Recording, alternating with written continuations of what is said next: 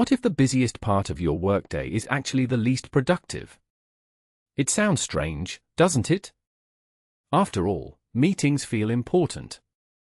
People are talking, ideas are flying around, and everyone seems focused. But at the end of the day, you sometimes look at your to-do list and realize that almost nothing is finished. So why does that happen? And why do meetings make us feel productive even when they often slow us down? Imagine this. You spend 1 hour in a meeting with 6 other people. It only feels like 1 hour because that's what your calendar says. But in reality, the company just spent 7 hours of working time. 1 hour from each person.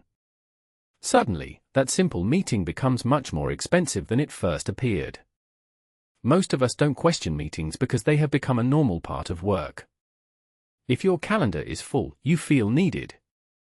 If people invite you to important discussions, you feel valuable. There is also something comfortable about sitting with other people and talking about plans. It feels like progress. But talking about work is not the same as doing the work. The problem is bigger than wasted time. Meetings also break your concentration. You may finally reach that point where your mind is fully focused, and then a meeting begins. After it ends, it can take another 20 or 30 minutes before you find that same level of focus again.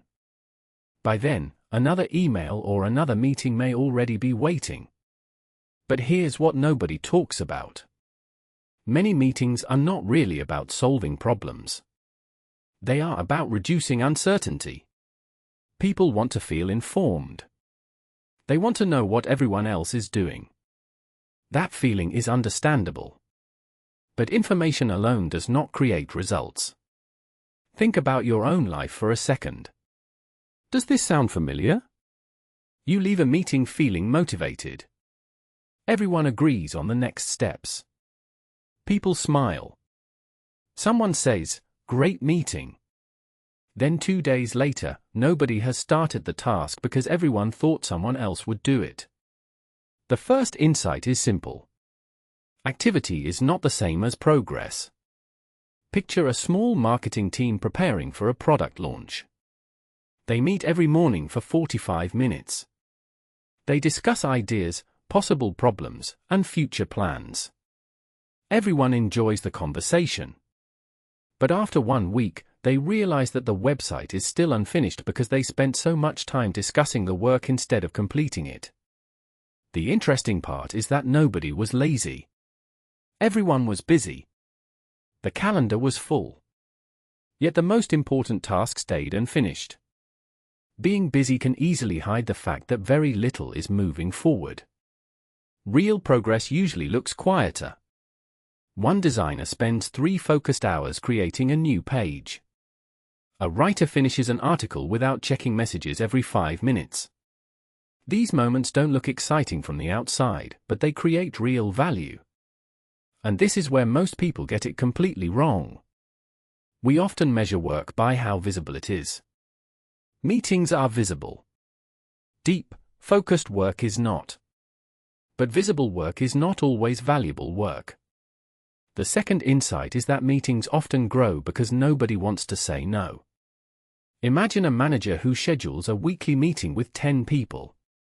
At first, it seems useful. Months later, the original problem has disappeared, but the meeting remains on everyone's calendar. Nobody asks if it is still necessary. It simply becomes a habit.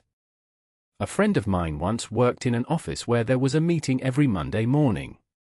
After almost a year, the manager was on vacation 1 week, so the meeting was cancelled. Something surprising happened. The team finished more work than usual. They answered customer questions faster, solved problems more quickly, and even left work earlier that Friday. The next Monday, people realized something important. They had not missed the meeting at all. This happens more often than you might think. Meetings continue because stopping them feels risky. People worry that they might miss important information.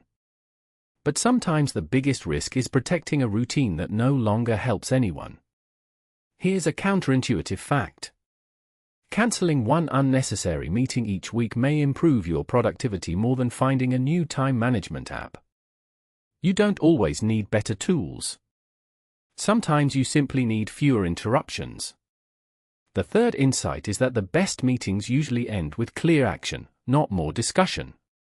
Think about a group trying to decide who will prepare a presentation. They spend 30 minutes sharing opinions. Everyone has good ideas.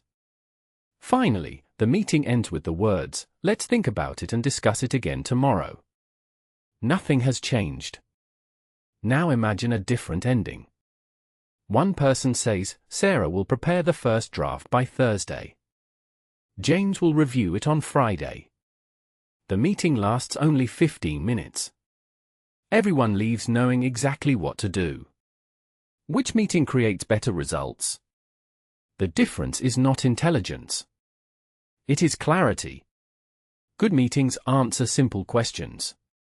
What is the decision? Who is responsible? When is the deadline? If those answers are missing, the meeting may have been interesting, but it was probably not useful. Think about your own calendar for a moment. How many meetings could have been a short message? How many discussions could have ended 10 minutes earlier?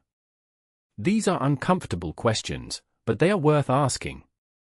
So what can you do differently starting today? Try one small experiment. Before accepting your next meeting invitation, ask yourself one question: what decision will be made in this meeting? If the answer is unclear, ask the organizer. If there is no real decision, maybe the information can be shared in an email or a chat message instead. And if you are leading the meeting, finish by giving every important task a clear owner and a clear deadline. It takes less than 2 minutes, but it can save hours of confusion later. Your goal is not to avoid every meeting. Some meetings are valuable. They help people solve difficult problems, build trust, and make important decisions together. The goal is simply to make sure that meetings serve the work instead of replacing it.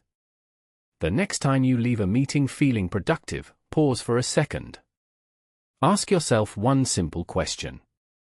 Did we create progress, or did we only create the feeling of progress?